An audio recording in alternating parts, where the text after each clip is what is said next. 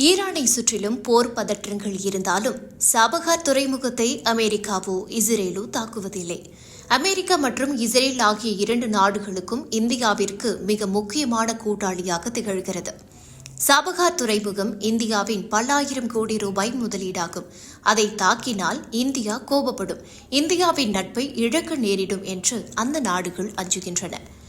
April 14ஆம் தேதி இந்திய பிரதமர் நரேந்திர மோடியும் அமெரிக்க அதிபர் டிரம்பும் தொலைபேசியில் உரையாடும் போது கூட இந்த துறைமுகத்தின் பாதுகாப்பு குறித்தும் ரஷ்ய எண்ணெய் வாங்குவது குறித்தும் விவாதிக்கிறார்கள் என்று அமெரிக்க அதிகாரிகள் சுட்டிக்காட்டுகின்றனர். இந்தியா, ஆப்கானிஸ்தான் மற்றும் மத்திய ஆசிய நாடுகளுக்கு பொருட்களை அனுப்ப வேண்டும் என்றால் பாகிஸ்தான் வழியாகத்தான் செல்ல வேண்டும். ஆனால் பாகிஸ்தான் அதற்கு அனுமதிப்பதில்லை. எனவே கடலின் வழியாக ஈரானில் உள்ள சாபகார் துறைமுகத்தை அடைந்து அங்கிருந்து தரை வழியாக ஆப்கானிஸ்தானுக்கு பொருட்களை அனுப்ப இந்தியா இந்த புதிய பாதையை பயன்படுத்துகிறது.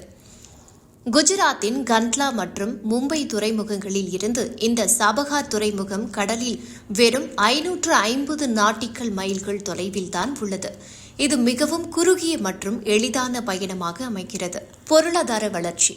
இந்த துறைமுகம் எவ்வளவு பிஸியாக இயங்குகிறது என்பதற்கான சில தரவுகள்.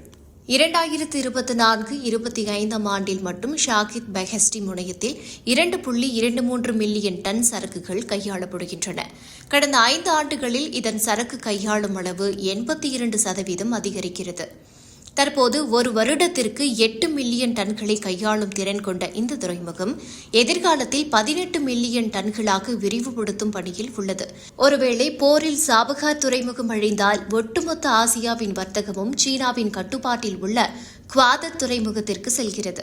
சீனா மற்றும் பாகிஸ்தான் ஆதிக்கம் செலுத்துவதை இந்தியாவும் அமெரிக்காவும் ஒருபோதும் விரும்புவதில்லை.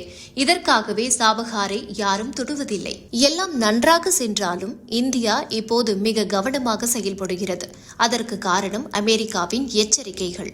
ஈரானுடன் வியாபாரம் செய்யக்கூடாது என்று அமெரிக்கா விதிக்கும் தடைகளில் இருந்து சாபகாருக்கு மட்டும் விலக்கு அளிக்கிறது. இந்த விலக்கு ஏப்ரல் 26, 2026 அன்றுடன் முடிவடைகிறது. அமெரிக்கா ஈரானுடன் வியாபாரம் செய்யும் நாடுகளுக்கு 25% வரி விதிக்கப்படும் என்று வெளிப்படையாக மிரட்டுகிறது. இதனால் சுதாகரித்துக் கொள்ளும் இந்தியா அங்கு பணிபுரியும் தனது இந்தியா ஃபோர்ட்ஸ் குளோபல் லிமிடெட் நிறுவனத்தின் அன்றாட வேலைகளை ஈரானிய ஊழியர்களிடமே மாற்றிவிட்டு பாதுகாப்பான நடவடிக்கைகளை எடுக்கிறது. உலக அரசியல் என்பது ஒரு செஸ் விளையாட்டு போல இயங்குகிறது. ஒரு நாட்டை தாக்குவதற்கு முன்பு அதனால் உலக பொருளாதாரத்திற்கும் இந்தியா போன்ற நட்பு நாடுகளுக்கு என்ன பாதிப்பு வருகிறது என்று பெரிய நாடுகள் யோசிக்கின்றன.